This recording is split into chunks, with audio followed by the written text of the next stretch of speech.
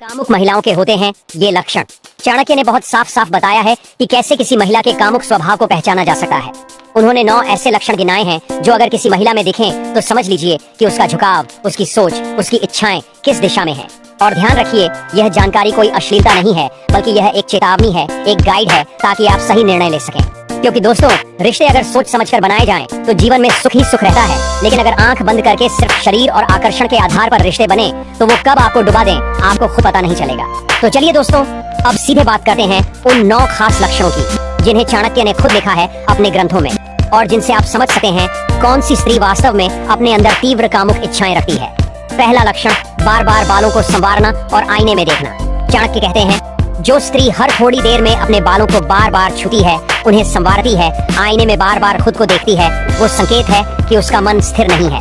ऐसी स्त्रियां अपने सौंदर्य को लेकर अत्यधिक सजग होती हैं और अक्सर दूसरों का ध्यान अपनी ओर खींचना चाहती हैं। उनका खुद को देखने का यह आग्रह सिर्फ शौक नहीं होता, बल्कि यह कामुकता का पहला संकेत होता है। दूसरा लक्षण, बार बार होंठों को चाटना या दांत दिखाकर हंसना।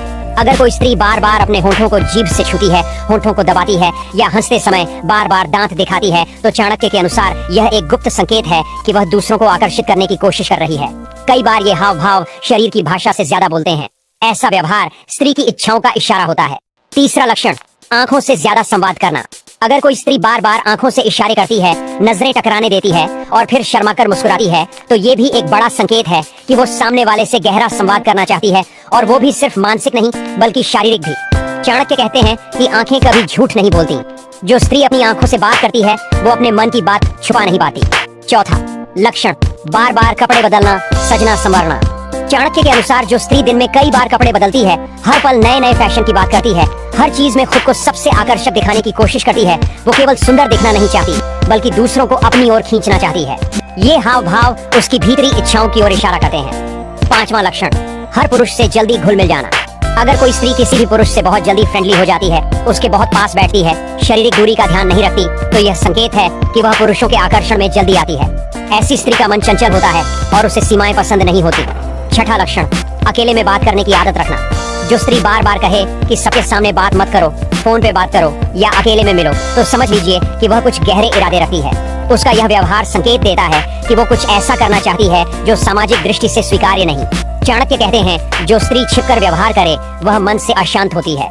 सातवां लक्षण, बार बार अपनी देह को छूना या दिखाना। जो स्त्री बात करते समय बार बार अपनी गर्दन, कमर या चेहरे को छूती है या ऐसा कपड़ा पहनती है जो बार बार ढलके, तो चाणक्य कहते हैं यह स्त्री अपनी देह का उपयोग आकर्षण के लिए कर रही है। ऐसा व्यवहार उसकी इच्छाओं की स्पष्ट झलक देता है।